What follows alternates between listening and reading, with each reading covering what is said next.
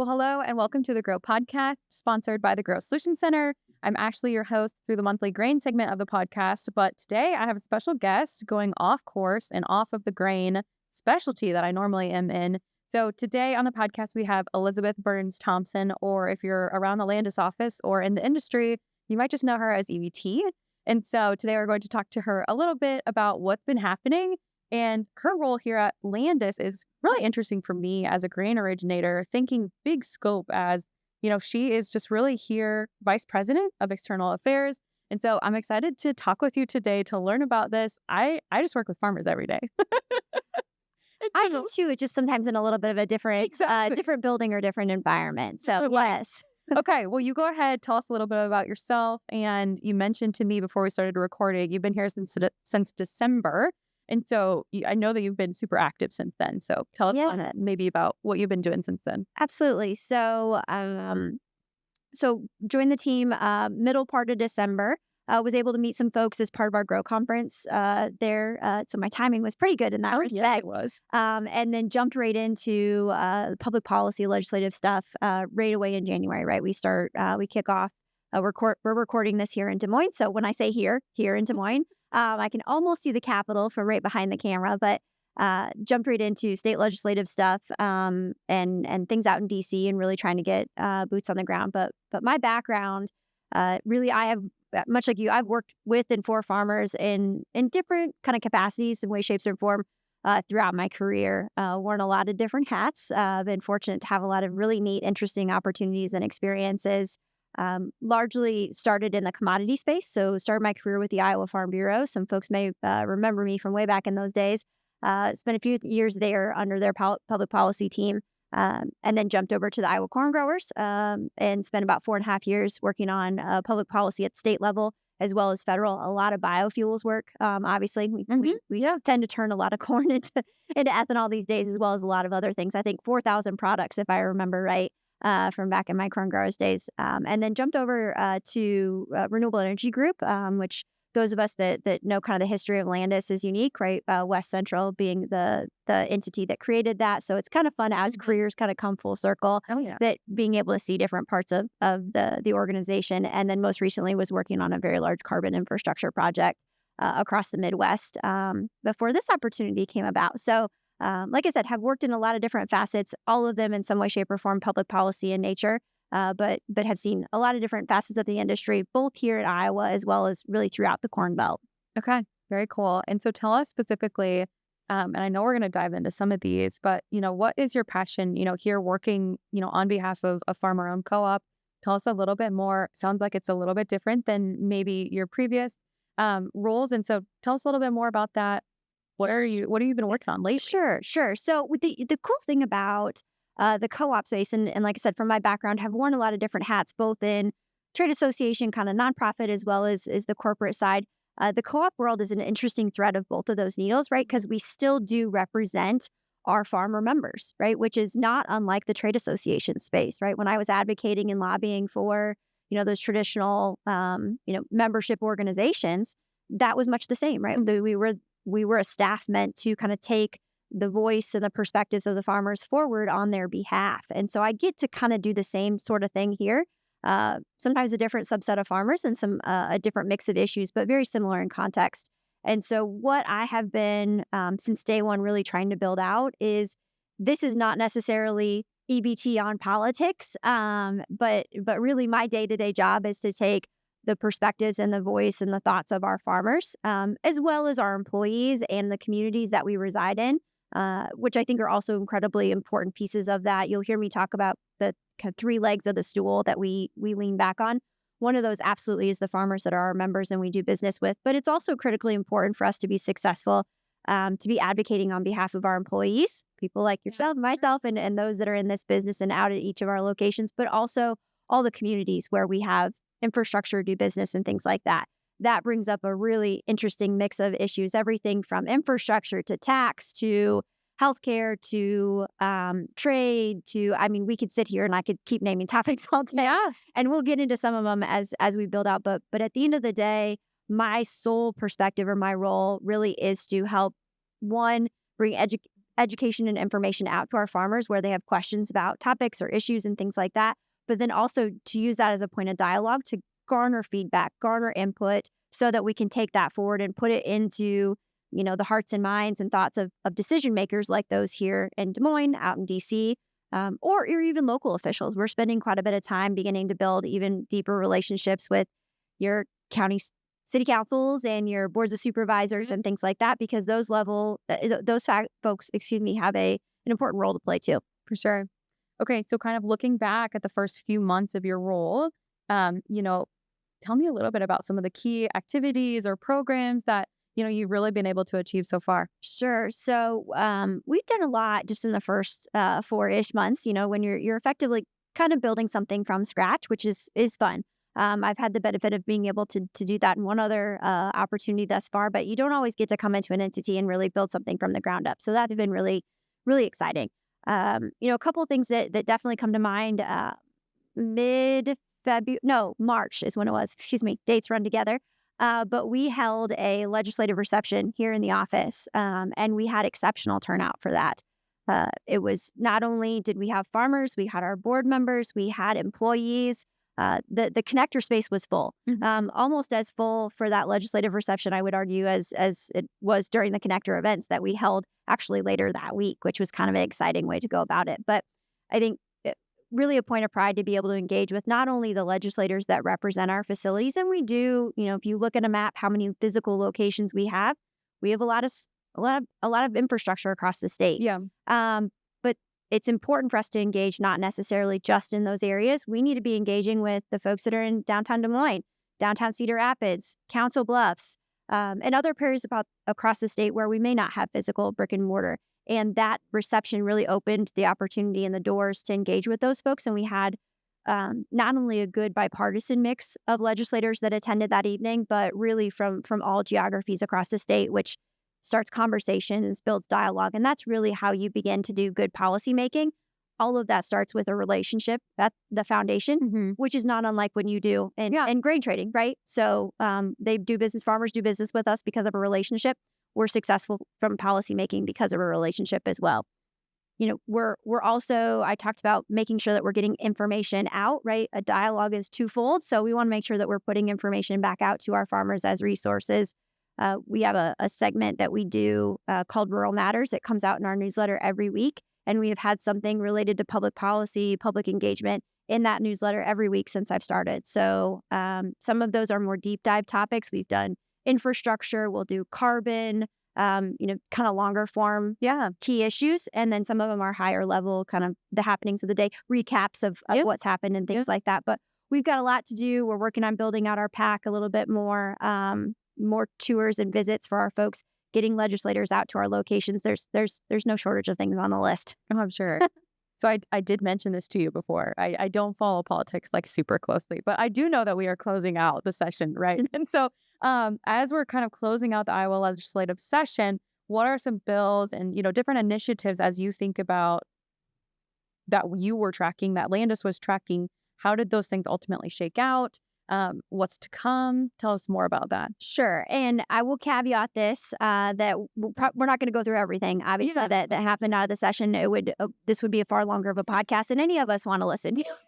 That being said, we'll cover some of the highlights here. The other thing that I want to point to as a resource, again, back to that Rural Matters, we are doing a recap of the legislative session. So you should be able to find all of these and links to bills and more details on that. If you want to follow up from what you're listening to right now to that written material. But a couple of big priorities that were highlighted by the governor and kind of leadership of both of the chambers going into the session did get across the finish line. One of those that comes to mind is foreign land ownership or foreign ownership of our ag lands here in Iowa. We had one of the highest the highest thresholds is what I will say. In terms of having outside entities, foreign entities being able to invest in our, what I would argue, one of our most valued and critical resources, which is our land. But there's always a little bit more that we can do. And that's exactly what the legislature did this year. And so they were able to come to a consensus on language to increase some standards. It gives the state attorney general also a little bit more authority and oversight and compliance if there are entities that are looking at and making those types of investments. we talk a lot about kind of like truth in marketing, and we're trying to figure out what definitions on things. We look at it maybe more so sometimes conversations about what does sustainability mean, what does a carbon score mean. The protein sector has seen a lot of this on, what is meat, what is milk, what is an egg. So there was legislation that did get across the finish line that further kind of clarified to what level the state can. Obviously, USDA has a big role in delineating, food labeling and things like that. But there are specific pieces that the state was able to kind of step in and say, this is further what is a real protein versus maybe imitation. And I use that word lightly, just making sure that there's some more truth in marketing. Yeah. A lot of other things. There was some conversations that some changes on income tax reform that did get across the finish line late in the session that will reduce that income tax kind of threshold a little bit further. Tax policy is something that the legislature did do a bit of last session as well. There's a number of things. I've got a long list on here, but I would encourage folks to go and look at that recap that we put out for Rural Matters. And if there's topics on there that you've got more questions about, my email is also listed there. So please do reach out, and happy to talk through any other topics. Perfect. And I think that's something that we'll just stick in the show notes. Yeah, so that it's easy absolutely. for people to find. So with the legislative session now behind us, what's next? Sure. So, every 2 years we get to do this. And it's one thing to be a legislator. In order to be a legislator, you've got to get elected. And we are in election year. So many of the folks that are up there are going to be on the ballot this fall. And so they'll transition out of being a legislator into being a candidate. And so we will see a lot of these folks out and about, communities, parades, you name it. Not only trying to fundraise for their campaigns, but also really trying to connect with voters and share their story. So we're going to take an opportunity to really boost our engagement with many folks and you'll see more site visits and tours. In fact, I'm going out and kind of doing a round robin of many of our locations to determine what our first round of site visits will be. We hope to be able to incorporate some farmers into those visits as well. Really do more connecting of the farmer to the elected official so you can engage and start that dialogue. We've got a lot of really cool infrastructure that we've invested into over the last handful of years, and some stuff that's just, the concrete's drying on. Yeah. And so we have I think at last count, maybe we could do a new ribbon cutting almost every month for the rest of this year when you look at the amount of new infrastructure that we're putting out into the countryside, which is an exciting thing to do. Those will be partnerships, obviously, with elected officials, but community leaders, your local chambers, and things like that. So excited for those types of events, and really continuing to deep dive into topics. So I'd say this is where I would make a request of listeners and readers of our materials. I want to be responsive to the topics and the issues that you're hearing about. And so if there's something that is of interest to you that we can create a resource on, that's also something that we want to be building out the materials even more so that we've gotten to date, and finding ways to better connect with our folks. Again, to further build out that dialogue as well. Okay. So kind of moving out of Iowa, you've mentioned that you have, been in travel to DC. So tell us a little bit more about, what are you watching in DC right now, and what does that look like? Sure. So there's both a lot of things moving and very little that'll get across the finish line, unfortunately. And it seems silly. I think we talked about this when I was on the podcast earlier this year, that we feel like we're running out of time already. And I think I said that back when it was only February. And I'm going to say it again now that it's still April, that we just don't have enough dates left on the calendar for meaningful policy to get across the finish line. There just isn't a whole lot of floor debate days, or I should say the days in which Congress is all together and allows for debate. So what we are focused on, probably some big bucket issues, and I'm sure we'll take some time to dig into each of those, is the one that's really on top of a lot of folks' mind is, do we get a farm bill? Yeah. So farm bill is top of mind. Carbon, I think we mentioned that a little bit earlier. The modeling that goes into that, specifically the GREET model, that's one that we are very much not just watching, but engaging in from a timeline perspective. And then one that's really begun to draw more attention, especially in the short term here, has been more of a trade issue. So we're seeing an increasing amount of imported used cooking oil. as many folks may know, we're in the crush space as well. And so what does that mean from, market perspective and what the drivers are in that, or the drivers are in that space? And a lot of that is public policy in nature. Okay. So then you mentioned the Farm Bill. Yeah. This one's been going on for a while. Even I know that. Yes. And it seems like it's kind of been dead for a while. Is that correct to say? Well, so the unique thing about a farm bill, we think about budgets, and governments budget so differently, and the way that we do any type of policy is really unique. So we do, 3 or 5 year waterway infrastructure policy. Our farm policy generally, or I should say historically, has been 5 years at a time. So about every 5 years is when we start to kind of percolate of a farm bill. And they specifically do put a sunset or an expiration date on existing policy to try to stimulate so that there's continued conversation. Okay. Unfortunately, we have missed, and I say we, that's the collective we, none of us in the room missed the deadline. Congress missed their deadline. But we are actually already operating under an extension of farm policy. So our current farm bill actually expired in September of last year. We were granted a 1-year extension based on just, again, at that point in time, there was limited consensus to do any type of substantive changes. And so they kind of punted it down the road. We are very quickly getting to the end of that punt date, and Congress is having to determine, are we going to punt it again? Okay. We are hearing that, I'm fairly confident that we will see some language from some of the caucuses. So, we've pretty clearly heard from the House Republicans that they have bill text and they plan to do hearings and markups. Markup is basically when they start to talk about the language and the proposals in the bill, and you start to have kind of that debate. The problem being with that is we don't have that level of clarity or consensus from the other both political parties, which is important, as well as the other chambers. So it's important, as go back to the I forget what is it what clip they did when I'm just a bill on Capitol Hill. Yeah. I might be the first one that sang on a Landus podcast. I think might be. I like it.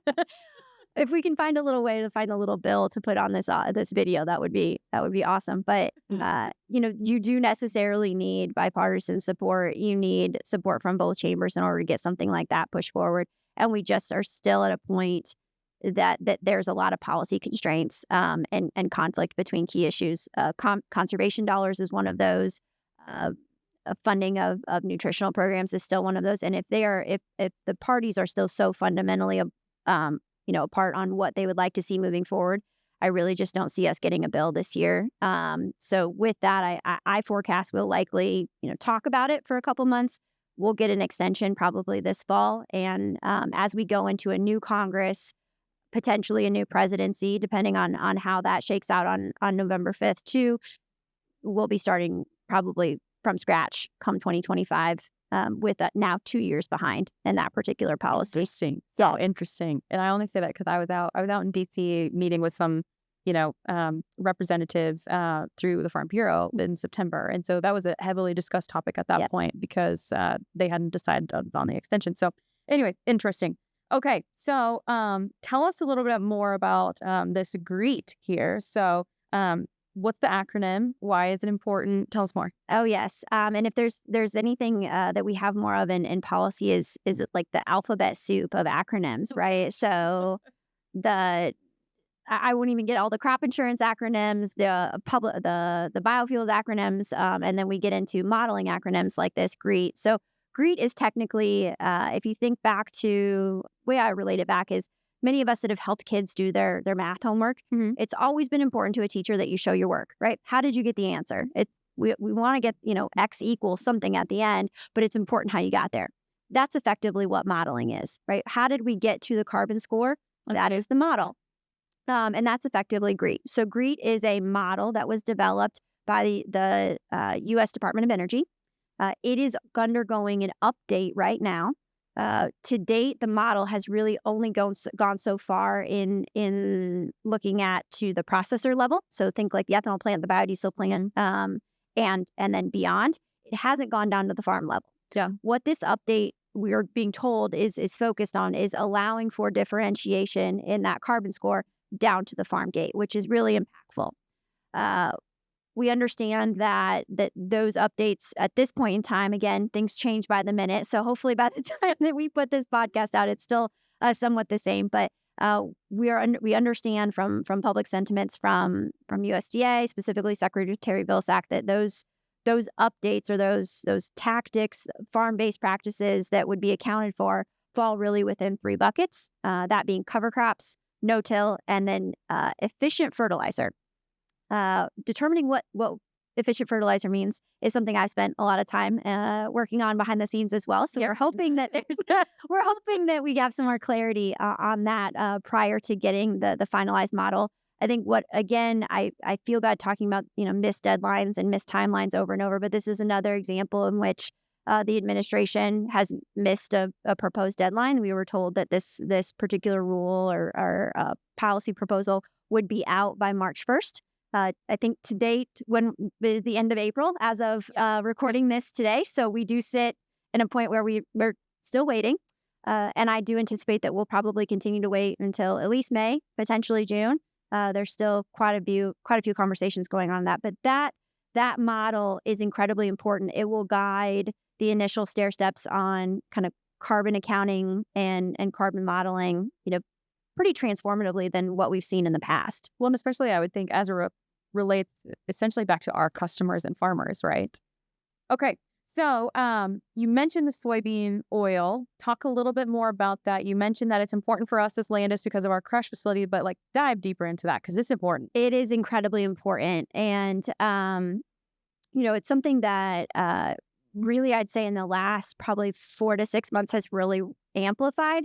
In part, if you look up the charts of just the amount, we have traditionally imported used cooking oil from a variety of different places around the world.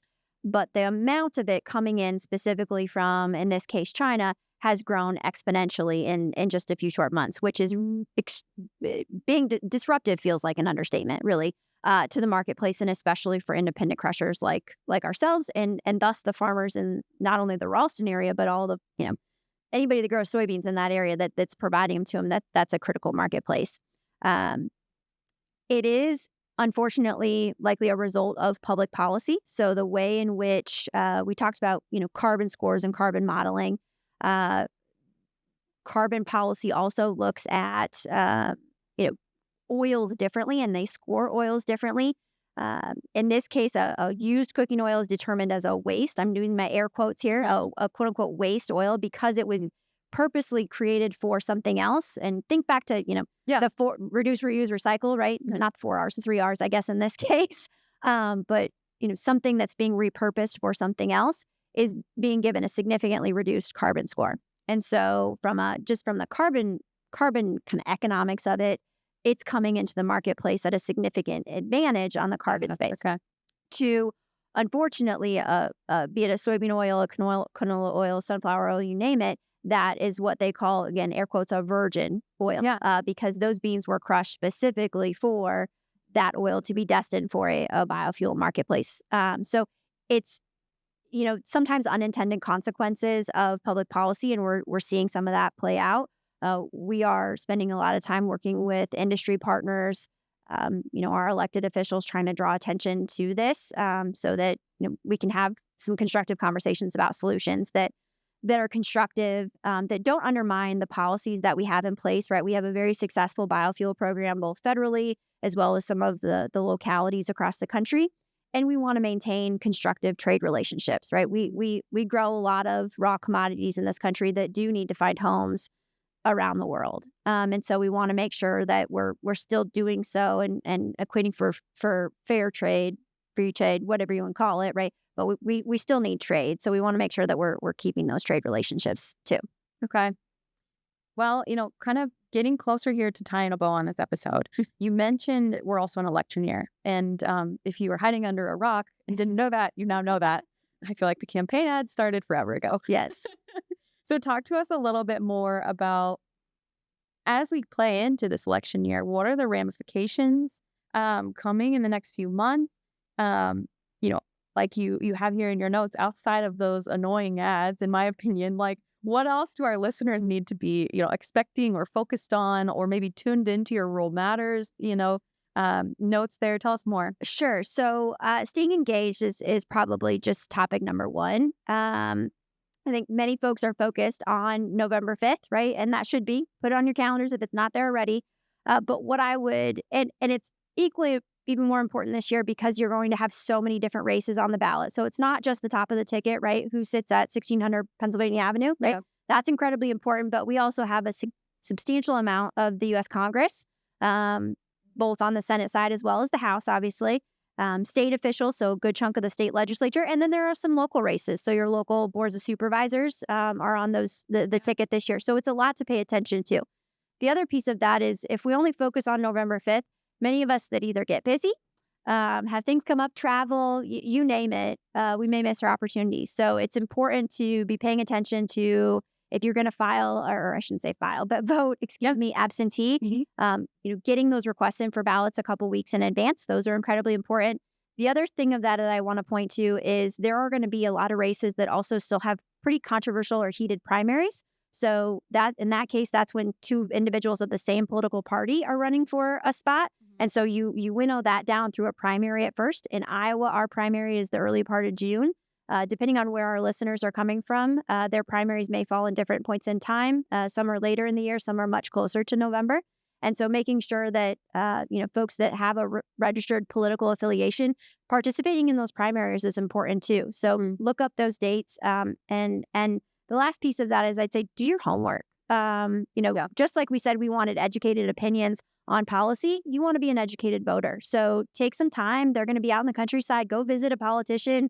Ask them some questions, get to know them, because they want to get to know you too, because they want to earn your vote. Yeah. And I think, one thing that you didn't necessarily have prepared, but I just want you to touch on a little bit is I think, if there's a farmer listening and he's in his planter or he's hauling grain. Or she. Yeah, or she. Great catch. They might be sitting there thinking, this doesn't really matter to me. Dive a little bit deeper, and maybe they're not going to fly out to DC and meet with those legislators or representatives, but talk a little bit more. I loved at the beginning of the episode where you mentioned that, you and Landus as a whole is going back to even city council supervisors. Talk a little bit more about how if you're not interested in the huge scope of policy, how is still your rural policy super important, and how can they get involved? The most impactful thing you can do is not go to Washington, D.C. It's to engage with that individual, arguably when they're in your community locally, and or even before they become an elected official, right? So if you look at someone that sits in a U.S. congressional seat, they likely sat in a seat at the state house, or they were on the board of supervisors or city council, right? Not always the case, but that is pretty common. So develop relationships up front. Have them see you as a trusted resource, such that you don't always have to ask things of them. Yeah, they will actually look to you for resources, because we live in a day where you can find anything you want on the internet. You can find any answer. Google will tell you whatever answer it is that you would like to find. What you want to do is have that relationship in place such that you become the trusted resource, right? You are more impactful than Google. And that starts by doing that outreach locally, taking the time to get to know people before you get into the weeds on having to make a policy ask. For sure. Okay. Well, I appreciate you ending with that. I think it's really important to remind folks of that. Okay. Well, thank you to our listeners for listening today. I'm so glad that you joined us and made it through this episode, because there was a lot of information for me too, but really great things, I think. And, EBT as you go by, thanks for being here and thanks for doing what you do so that, the farmers listening can farm every day and that I can happily buy their grain from them. Absolutely. I look forward to being back a few more times this year. So yes. Okay. And to our listeners, be sure to check out the Rural Matters link in the show notes. And if you have any questions, feel free to, get a hold of Elizabeth, and she'd be happy to help you however she needs to. Be sure to subscribe so that you never miss an episode.